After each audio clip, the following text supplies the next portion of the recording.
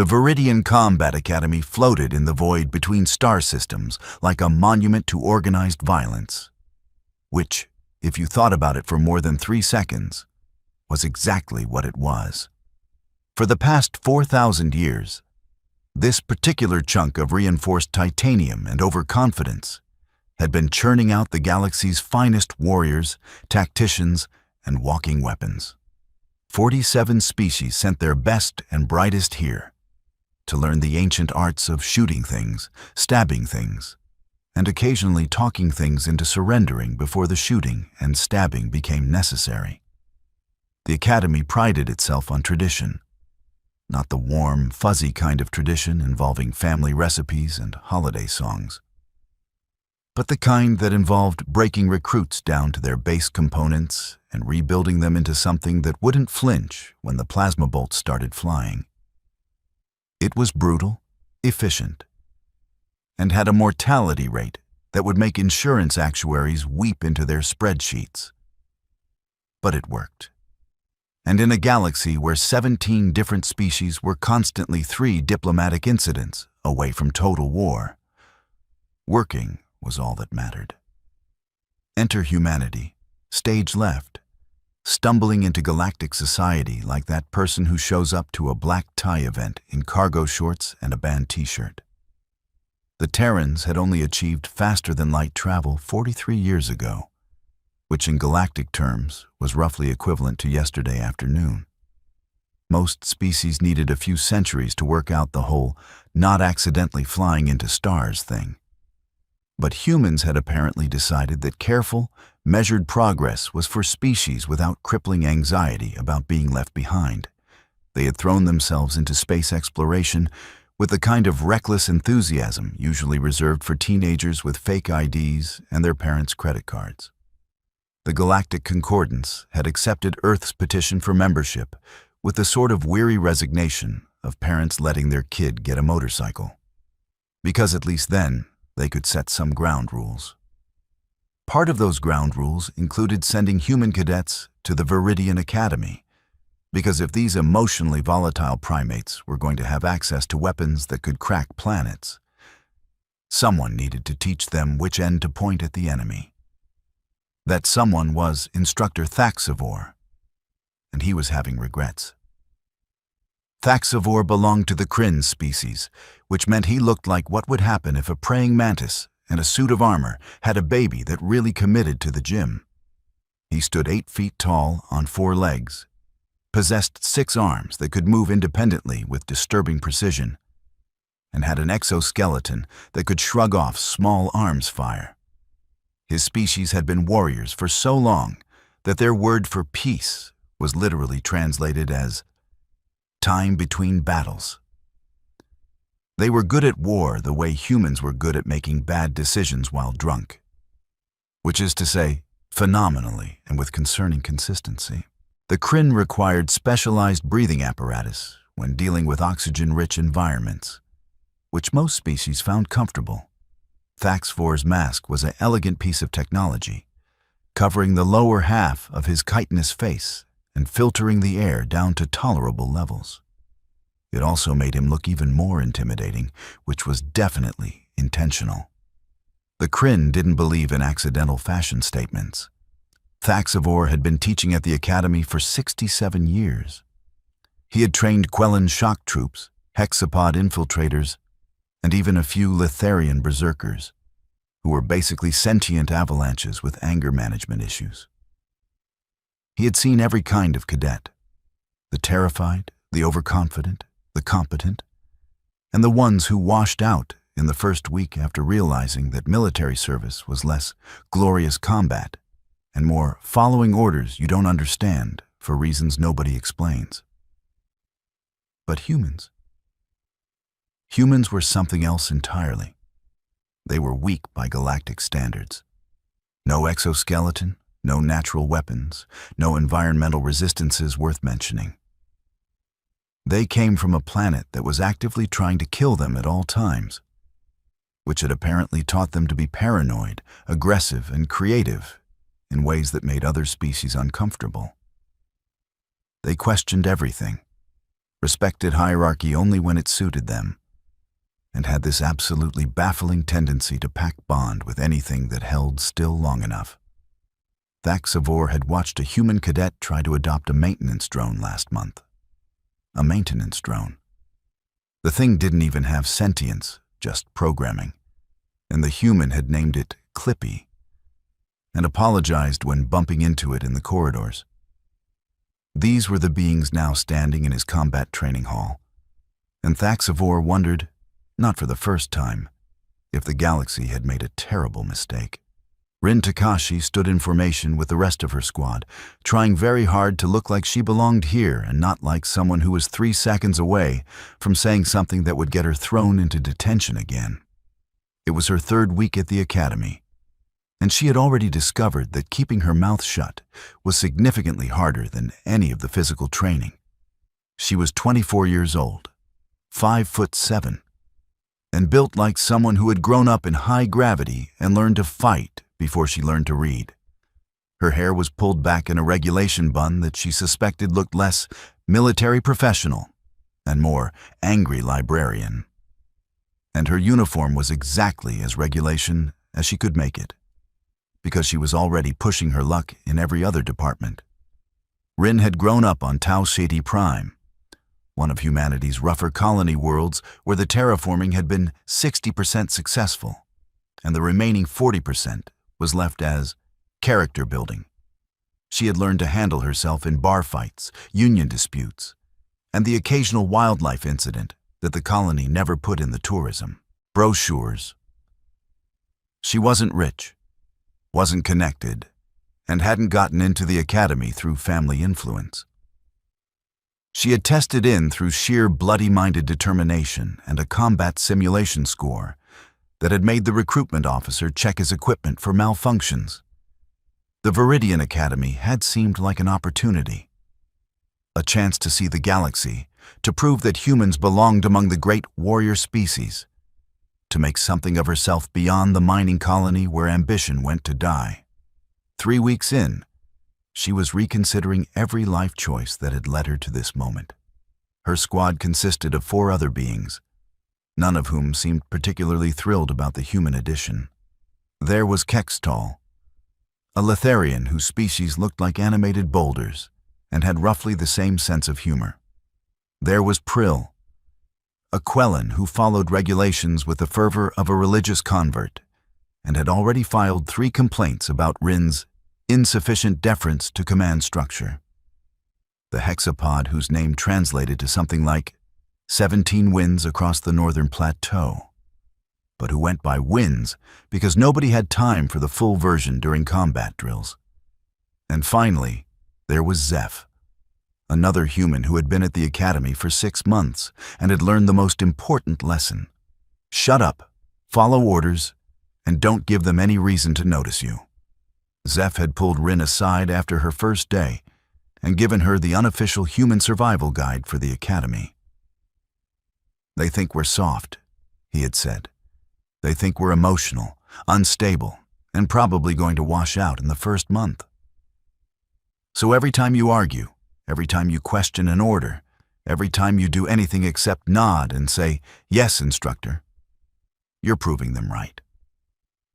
Rin had nodded, filed that information away, and then promptly ignored it. Because here was the thing about Rin Tekashi. She had a pathological inability to let stupid things go unchallenged. If someone was wrong, especially confidently wrong while in a position of authority, her mouth started moving before her brain could stop it. It was a character flaw. She knew it was a character flaw. It had cost her jobs, relationships, and now possibly her military career. But she couldn't seem to stop. Today's training exercise was zero-gravity combat simulation, which was exactly as miserable as it sounded. The squad was floating in a massive spherical chamber with randomized obstacles, trying to eliminate target drones while Instructor Thaxavore barked orders that seemed designed more to confuse than to help. Rin had studied the tactical manuals. She had run the simulations in her own time. She knew the optimal approach for this scenario involved spreading out to cover multiple angles and maintaining communication discipline to track drone movements. What Thaxavore was ordering them to do was bunch up in the center of the chamber like targets in a barrel, which was great if your tactical goal was die efficiently. She bit her tongue. She focused on her breathing. She tried very, very hard to just follow the orders. Kextall got clipped by a training drone, his shields flaring blue. Prill overcorrected her trajectory and slammed into a wall. Winds was doing fine because hexapods had been living in three-dimensional environments since before most species had discovered fire. Another drone came screaming out of nowhere, and Rin's instincts kicked in. She pushed off a nearby obstacle, rotated, and took the shot in one smooth motion. The drone sparked and died. "Cadet Tekashi!"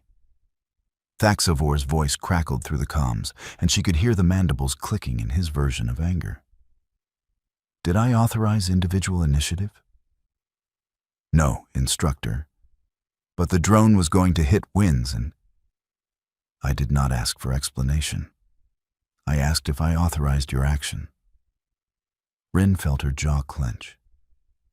Through the observation window, she could see Thaxavore's massive form, all 6 arms crossed in a display of disapproval that worked across species lines.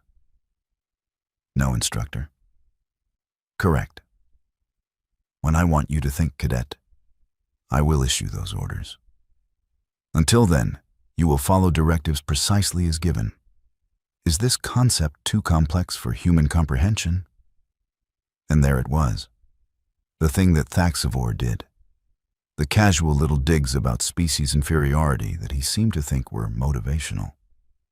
Maybe they worked on Kryn cadets who had been raised in a culture of ritual humiliation and combat hierarchy. Maybe they even worked on some of the other species who were used to instructors being casually cruel. They did not work on Rin Tekashi. "Instructor, with respect, the tactical approach you've outlined has a 73% failure rate according to the Academy's own combat statistics from—" The comms went silent. In the observation room, Thaxavore had gone completely still, which was never a good sign with Kryn. When they stopped moving, it meant they were deciding whether to flee or attack, and instructors at the Viridian Academy didn't flee. "All cadets, return to the deck." His voice was very quiet, very controlled, which was somehow worse than the yelling. The squad exchanged glances. Zeph caught Rin's eye and shook his head slightly, a universal gesture of, "You've done it now." They floated back to the deck, mag boots engaging as they touched down. Thaxavore descended from the observation room with the kind of deliberate movement that predators used right before they pounced. The other cadets instinctively backed away, forming a semicircle that left Rin isolated in front of the instructor. Thaxavore loomed over her, all 8 feet and 6 arms and thousands of years of warrior tradition. His breathing mask hissed softly with each breath, a sound that had become associated in Rin's mind with incoming trouble. "Cadet Tekashi," he said, voice dripping with the kind of controlled contempt that took practice to perfect. "You seem to believe that your 3 weeks of training have granted you superior tactical knowledge to my 67 years of combat experience." "No, Instructor, you just questioned my orders in front of your squad. Again." Each word was precisely articulated, sharp as broken glass. "You humans, you come to this academy thinking your little planetary conflicts have prepared you for galactic warfare. You think that because you survived on your Deathworld, you understand combat." Rin felt her hands clenching into fists. She kept her voice level. "I understand the tactics which get people killed are bad tactics, regardless of tradition." The room went dead silent. Even the environmental systems seemed to hold their breath. Somewhere in the back of her mind, the rational part of Rin's brain that occasionally got a word in was screaming at her to shut up, apologize, do literally anything except keep talking. But that part of her brain had always been easy to ignore, and stress made it even quieter. Thaxavore's mandibles clicked rapidly, a sign of extreme agitation in Kryn body language. "You dare to lecture me about tactics?" "I dare to point out mathematical reality, Instructor. The bunching formation you ordered has a documented failure rate that—" "Silence!" His voice echoed in the training chamber. "You will learn respect, cadet. You will learn your place in this hierarchy. And you will learn that insubordination has consequences." He raised one of his primary arms, and Rin saw it coming. She had seen enough fights start to recognize the wind-up, the shift in weight, the telegraphed motion of someone about to throw a strike. In the bars on Tau Ceti Prime, she would have already been moving, already slipping the punch and thinking about her counter. But this wasn't a bar fight. This was a military instructor. This was the Viridian Academy, where physical correction was, apparently, part of the traditional training methodology. This was her being tested on whether she understood military discipline. So she stood there, and she took it. The slap was open-handed but delivered with enough force to snap her head to the side and make her ears ring.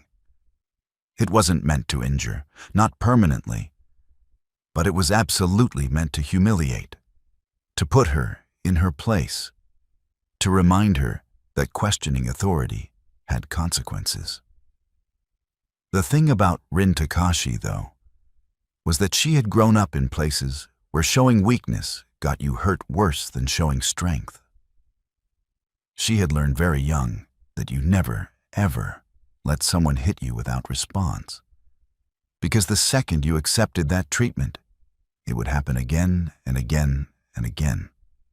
The thing about humans in general was that they had reflexes honed by a planet that was constantly trying to kill them in creative ways. They had reaction times that other species found unsettling. Born from evolutionary pressure to dodge falling rocks, leaping predators, and environmental hazards that appeared without warning. The thing about this particular moment was that Rin's conscious mind didn't make the decision about what happened next. Her conscious mind was still processing the impact, still feeling the sting across her cheek, still registering the humiliation of being struck in front of her squad. Her unconscious mind, the part shaped by 24 years of survival on a hostile colony world, made the decision in approximately 0.3 seconds. She moved. Her body rotated with the momentum of the slap, turning what could have been a stumble into a pivot. Her right hand came up, fingers extended, targeting with the precision of someone who had been in enough fights to know anatomy and vulnerability. She wasn't thinking about the fact that this was her instructor. She wasn't thinking about military protocol. She wasn't thinking about consequences. She was thinking about the breathing mask. Kryn respiratory systems were sensitive to oxygen-rich atmospheres. That mask wasn't decorative or optional. It was necessary. And it was also, as Rin's hand discovered, more fragile than the armored exoskeleton surrounding it. Her strike was perfect. Not powerful, did it need to be, just fast and precisely placed. Her fingertips hit the filtration unit on the side of the mask, and the manufactured material shattered with a sound like breaking glass. Thaxavore's 4 arms flew to his face instinctively. The mask was venting atmosphere, alarm systems immediately screaming as sensors detected the breach. He staggered backward, mandibles clicking frantically, and for the first time since she had met him, Instructor Thaxavore looked vulnerable. Emergency klaxons began wailing throughout the facility. The training room doors burst open as medical personnel came rushing in, already pulling a replacement mask from emergency supplies. Other instructors appeared, weapons drawn, scanning for whatever threat had caused the emergency. And there was Rin, standing in the center of the training deck, her hand still extended from the strike, her cheek red from the slap, and her expression showing the exact moment when her conscious mind caught up with what her unconscious reflexes had done. "Oh," she said quietly to no one in particular. "I am so fired." Thaxavore was surrounded by medical personnel, fitted with an emergency mask, his breathing returning to something approaching normal. But his eyes, compound and multifaceted and alien as they were, fixed on Rin with an expression that transcended species. It was the look of someone who had fundamentally miscalculated. The head of Academy Security, a Quellan named Commander Vixtara, materialized at Rin's shoulder. "Cadet Tekashi, you are confined to quarters pending disciplinary review. Do you understand?" Rin nodded, not trusting her voice. As security led her away, she caught Zeph's expression. He looked like someone watching a traffic accident in slow motion, horrified but unable to look away. The rest of her squad was pressed against the far wall, very deliberately not making eye contact with anyone. In the corridor, as the doors sealed behind them, Commander Vixtara spoke quietly. "For what it's worth, Cadet, that was the fastest strike response time I have seen in 30 years at this academy. Is that going to help at my court-martial?" "Probably not." "Yeah," Rin said, feeling the adrenaline starting to wear off and the shaking beginning in her hands. "That's what I thought." The holding cell was cleaner than she expected, which was somehow worse. If it had been grim and medieval, she could at least have felt tragic and persecuted.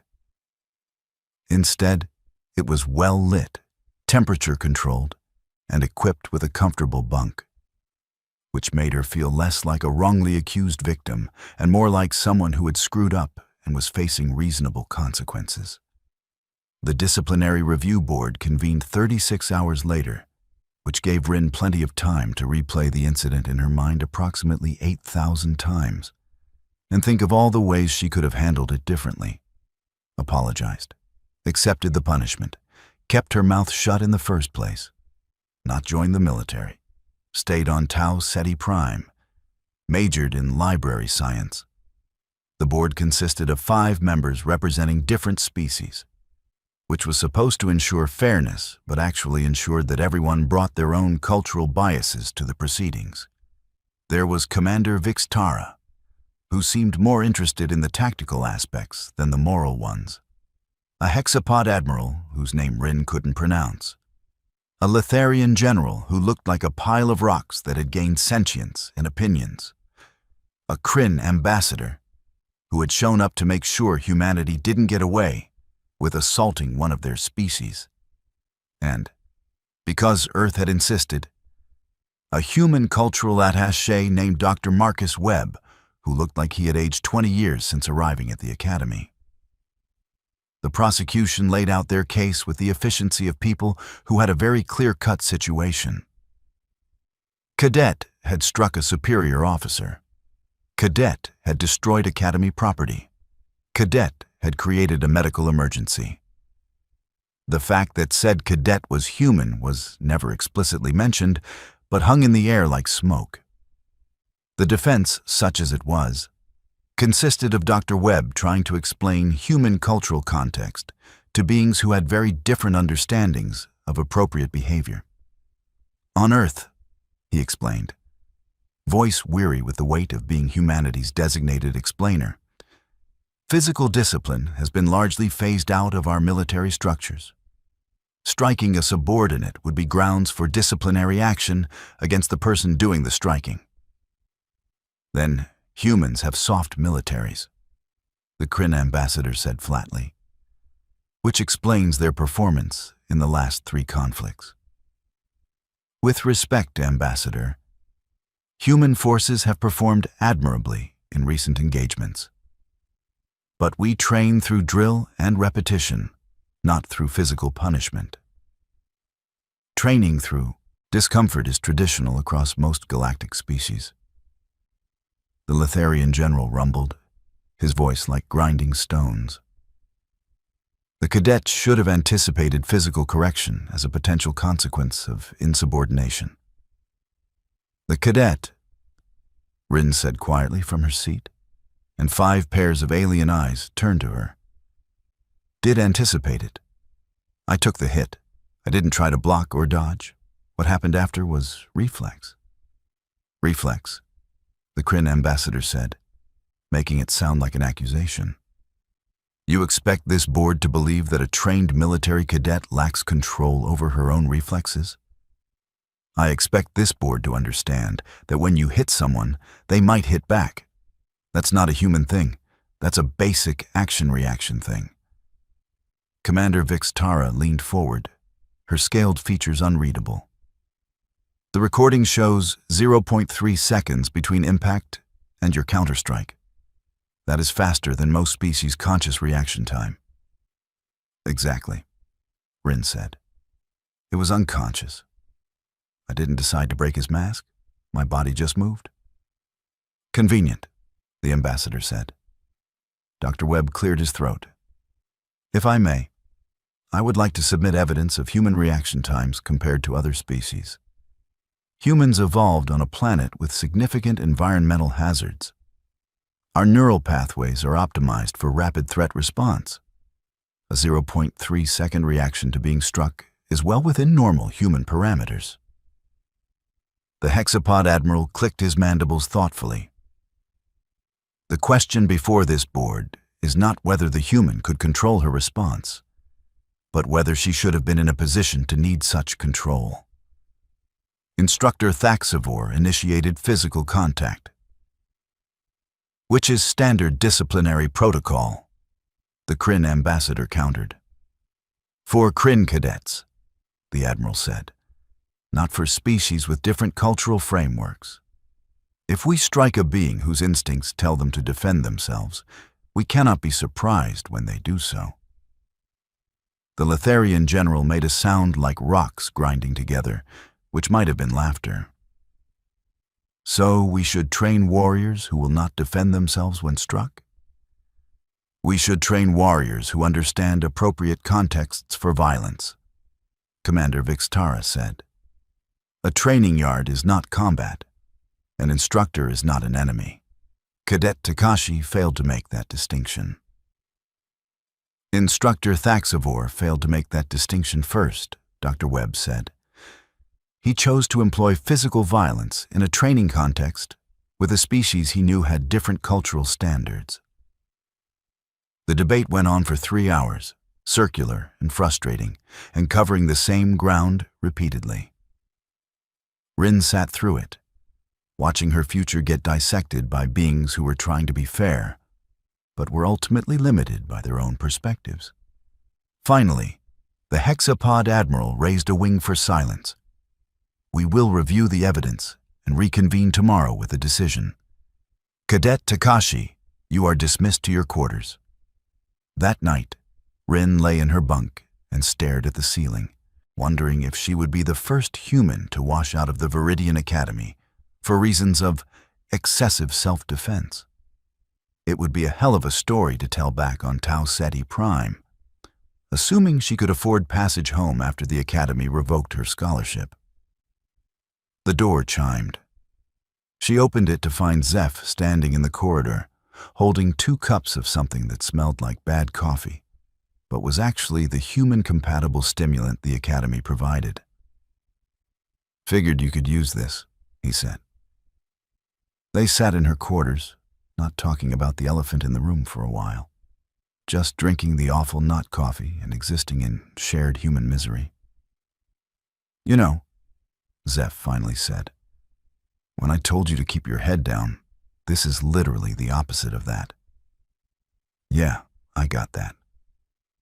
They're going to make an example of you, either by kicking you out or by coming down so hard that every other human cadet learns to just take whatever gets thrown at us. Probably. Was it worth it? Rin thought about that. Thought about the look on Thaxavore's face when he realized she had actually hit back. thought about the months of accumulated frustration with being treated as inferior, as soft, as a walking stereotype of human weakness. "Ask me after the verdict," she said. The board reconvened at Oder 800 hours. Rin stood at attention, trying to look like someone who accepted whatever judgment was about to fall on her head like a mature adult, and not like someone whose palms were sweating through her uniform. Commander Vixtara spoke first. "Cadet Tekashi, this board has reviewed all evidence and testimony.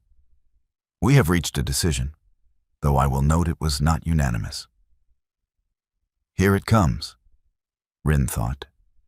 Dishonorable discharge, probably. Maybe brig time.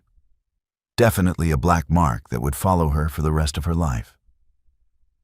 "You are found guilty of striking a superior officer.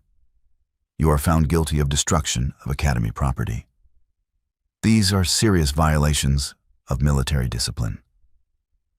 Rin nodded, keeping her expression neutral. "However," the hexapod admiral continued, and that single word made her look up in surprise, "this board also finds that Instructor Thaxavore employed excessive force in a training context with a cadet from a species with documented different cultural standards regarding physical discipline." The Kryn ambassador looked like he had swallowed something unpleasant, but said nothing. "Your punishment is as follows," Commander Vixtara said. "Reduction in rank to Cadet 3rd Class, 6 months probation, mandatory anger management and cultural sensitivity training. You will be reassigned to a different training squad under a different instructor. Any further incidents will result in immediate dismissal." Rin blinked. That was not great, but also not the worst-case scenario. "Yes, Commander. Thank you." "Do not thank us yet," the Litharian general rumbled. "You are also being assigned additional duties in the Cultural Integration Office. You will help develop new protocols for training human cadets. Apparently, your species requires special handling." That last part was delivered with what might have been amusement, or might have been contempt. With Litharians, it was hard to tell. "As for Instructor Thaxavore," the hexapod admiral said, "he has been formally reprimanded for excessive force and removed from training duties involving species with significant cultural differences from Kryn standards. He will be reassigned to tactical theory instruction." The Kryn ambassador stood abruptly and left the room, which was probably the most diplomatic response he could manage. "This board is adjourned," Commander Vixtara said. "Cadet Tekashi, report to your new training assignment at 600 tomorrow. Dismissed." Rin saluted and left before they could change their minds. The months that followed were not easy, but they were at least different. Her new instructor was a Vex-Tar named Commander Kavash, whose species looked like bipedal lizards and had a reputation for being pragmatic to the point of ruthlessness. He didn't believe in physical discipline because he didn't believe in wasting energy on inefficient training methods. His philosophy was simple: make the training hard enough that cadets didn't have energy left for insubordination. Rin discovered she preferred this approach immensely. Her new squad was deliberately mixed species, part of the Academy's new initiative to improve cross-cultural understanding. There was a Quellan who actually had a sense of humor, a hexapod who taught her 6 different ways to kill someone in zero gravity, and another human named Kira who had heard about that cadet who punched Thaxavore and immediately wanted to be friends. "You didn't punch him," Kira said during a training break. "You broke his mask, which is way better, more precise." "I did not punch him, and also we're not supposed to be proud of that incident," Rin said, but she was smiling. The cultural integration work was actually interesting. Turned out that humans weren't the only species that had issues with the Academy's traditional approach. Several others had been quietly struggling with training methods that worked fine for warrior cultures, but were counterproductive for species with different psychological frameworks. Rin found herself in meetings with Academy leadership, explaining things like, "Humans respond better to explanation than to orders," and "Maybe don't hit people if you don't want them to develop elaborate revenge fantasies." It was weird being treated as an expert on her own species. But at least they were listening. 6 months after the incident, she was reinstated to full cadet status. The probation note stayed on her record. But Commander Kavash wrote an evaluation that basically said, "This human is weird but effective. Would recommend for advanced training." Graduation exercises came around, and Rin's squad was assigned to a multi-day combat simulation in the asteroid field, outside the Academy. It was designed to be the culminating test of everything they had learned: tactics, teamwork, survival skills, and the ability to function under extreme stress. They were on day 3, supplies running low, nerves frayed, when the equipment malfunction happened. One of the training drones went haywire, its safety protocols failing, live weapons activating instead of training simulators. It came screaming around an asteroid with actual plasma cannons charging, and Rin's hexapod squadmate was directly in its path. She moved without thinking, pushing off the asteroid surface, grabbing winds, and using her momentum to throw them both clear of the drone's firing line. They tumbled through space, thrusters firing to stabilize, and Rin put herself between winds and the malfunctioning drone. "Rin, what are you doing?" Winds clicked frantically. "That thing you taught me," Rin said, "about using obstacles for cover in 3-dimensional combat. Watch." She led the drone on a chase through the asteroid field, using the rocks and debris to break line of sight, exactly the way Winds had shown her. Not the way the Academy manual said to do it. Not the way Instructor Thaxavore would have ordered. The way that actually worked. The drone, operating on damaged programming, couldn't adapt to the irregular movement patterns. It slammed into an asteroid and deactivated, alarms screaming as Academy response teams scrambled to locate the malfunction. In the observation center, among the instructors monitoring the exercise, Thaxavore stood watching the replay. His new mask was sleeker than the old one, more advanced, and his mandibles clicked in what might have been thoughtful consideration. Commander Kavash glanced at him.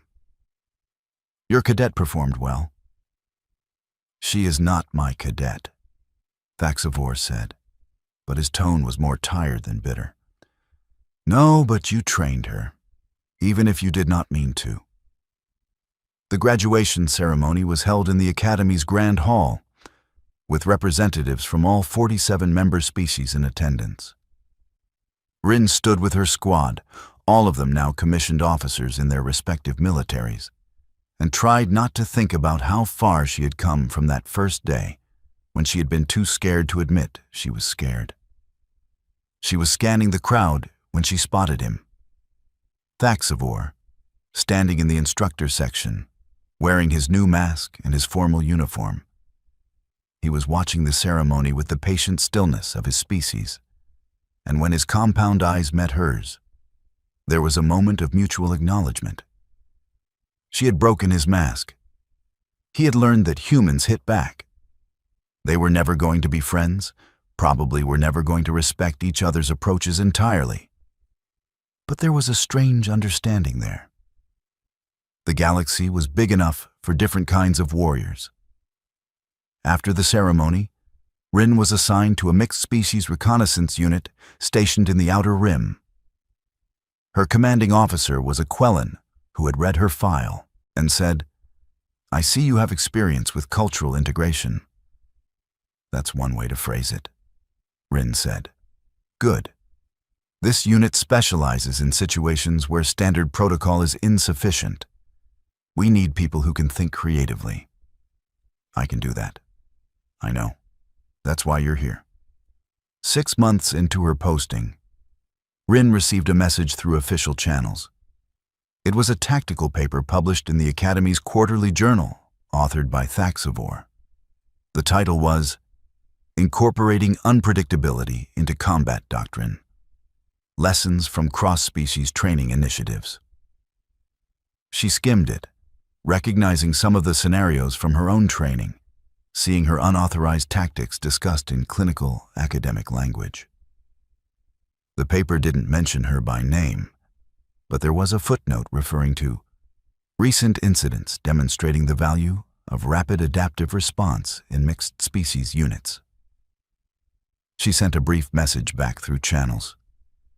Interesting paper. Some of those tactics are actually from the hexapods, though. Credit where due. 3 days later. Noted. Revisions forthcoming. Do not break any more equipment, Cadet. It's Lieutenant now, Instructor. I am aware. And that was that. Not quite forgiveness, not quite friendship. Just two people who had learned something from each other the hard way and were professional enough to acknowledge it. The galaxy continued turning, full of species that were learning to work together despite having completely different ideas about how the universe should function. The Viridian Academy updated its training protocols, adding flexibility where there had been only tradition, incorporating human unpredictability alongside Rin discipline, alongside hexapod precision. And somewhere in the outer rim, Lieutenant Rin Tekashi was teaching her squad the fine art of controlled insubordination, which she defined as following the spirit of orders while completely ignoring the letter of them. Isn't that just insubordination? One of her squad members asked. No, Rin said. Insubordination is when you get caught. It was. The galaxy was slowly learning. The most human answer possible. The Viridian Academy continued producing warriors, though the definition of what made a good warrior was evolving. Maybe the ability to question orders wasn't a weakness. Maybe reflexes that made you slap back when hit weren't a sign of poor discipline, but of good survival instincts. Maybe, just maybe, the species that had spent thousands of years perfecting the art of war had something to learn from the newcomers who didn't know the rules well enough to follow them. Or maybe Rin Tekashi was just really good at breaking things that needed breaking, including masks, traditions, and the assumption that humans would quietly accept their place at the bottom of the galactic hierarchy. Either way, nobody slapped her again.